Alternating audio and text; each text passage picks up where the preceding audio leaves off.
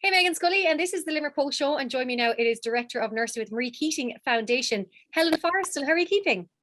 I'm great, Megan. Thanks so much for having us on today. No, It's it's great great to to be. have you on. Yeah, it's great to be here. And I think it's a very important topic we're going to discuss now, of course, prostate cancer, this being Blue September. Can you tell us, though, about how Blue September came about with the Marie Keating Foundation? Yeah, I suppose like it's historically men's health was around September, and then the Movember movement came in and it became November. But we decided to kind of stick with September and have our own story to tell. So for us, for the Marie Keating Foundation, it's been Blue September for since the outset. So since we started our campaign back in 2017, and it was originally men talking, and it's transpired into get men talking, share stories of with Heroes of Hope, and then moving into the Stand Up for Your Prostate campaign, which is a really nice campaign, which actually, I suppose, encourages men to talk about their prostate health, whether it's cancer or not, but to actually stand up to it. And actually, wearing the pin that we have in our online shop actually starts a conversation like no other, because it's like, what's that pin for? And the pin is actually a little man in blue, and it says stand up for your prostate. So it's a really nice opening, I think. I said it a couple of seconds ago about get men talking. Men do often find it hard to start a conversation around their own health and to talk about themselves. So unless it's sport or unless it's comedy or something in that arena for them, it's not as easy to open up. So we have found over the years, running this campaign, that it is a conversation starter, which is fantastic. Absolutely. And I suppose, you mentioned there about, I guess, for women's health, there's been so much over the years with, I guess, breast cancer awareness. And I know October, and I think really getting the conversation going among women. And I think it's probably safe to say that a lot of women are able to talk about these things more so. And I guess it's men that maybe, don't go to the doctor as often or don't get checked. But for men maybe who are listening and watching, is there any signs that they should look out for, or is there certain things that they should be checking themselves, even if they're at home, kind of a self-check? Yeah, it's not as easy as that, I suppose, when we look at prostate health. I mean, prostate cancer itself can be completely asymptomatic. There may be no symptoms at all.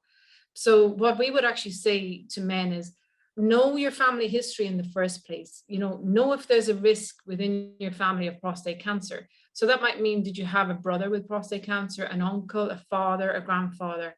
So even like, thinking about that family history element could create an environment where that you may need to go and have a conversation with your GP. But outside of that, as men get older and as women get older, women go through kind of a menopause, a hormonal change, and men actually do the same thing. It's often known as the andropause. And basically that means that the prostate begins to grow, whether that's cancer, benign, non-cancer. It does begin to grow, and it causes problems, and usually those problems are urinary, so related to the flow of urine. So it may be that they get up a little bit more frequently at nighttime where they didn't before. It may be that they go to the toilet and they can't empty their bladder properly, so they have a bit of hesitancy. They might have that frequency going on during the day as well. And they might actually notice that their flow is not as strong. When they were younger, they pee over a wall, and now that doesn't seem to be the case. So it's a real kind of indicator that there is something going on.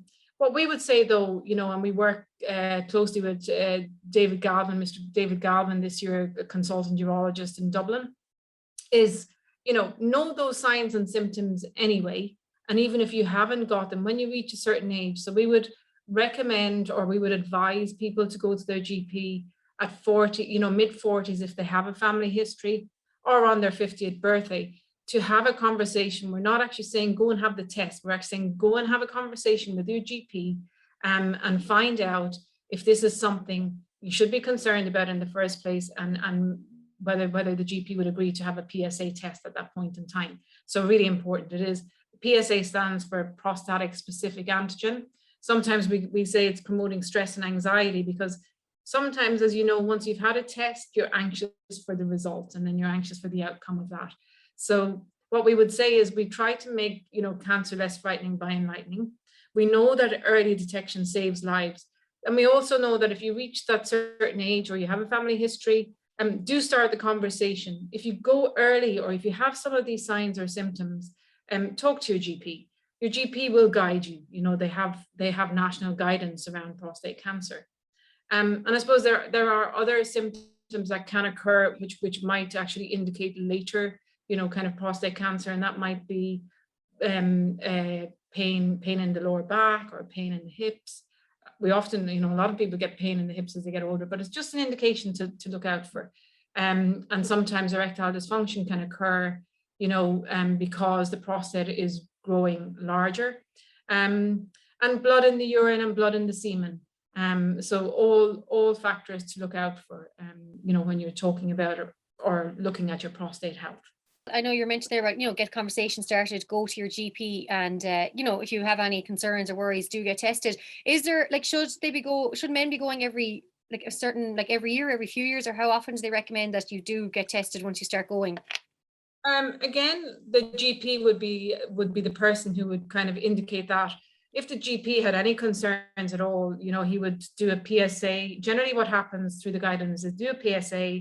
If it's slightly raised, they'd probably repeat that PSA at 6 weeks, and also do the dreaded digital rectal examination, you know. So that examination itself will know, he'll know that, or he or she will know that there's something clinically wrong or different, and may well refer on to what we call the rapid access prostate clinic, where urologists and clinical nurse specialists are available with that expertise.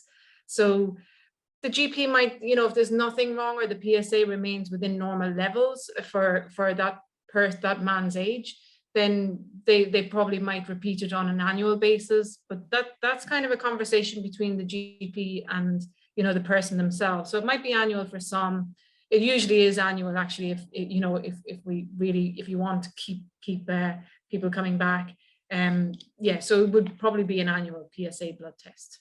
And I said early detection is key. And of course, there are supports and services out there for anyone who does get, I guess, the results that they don't want or don't expect. But there is, of course, help out there. And we are, of course, chatting about Blue September with Marie Keating Foundation, highlighting, I guess, prostate health and just raising awareness as well, and hoping that men can get the conversation started. I think maybe as well to any women who are listening and watching, maybe start the conversation with your other half, your brother, your father, your grandfather, your sons. And I guess getting the conversation going at a young age is going to just help as they get older.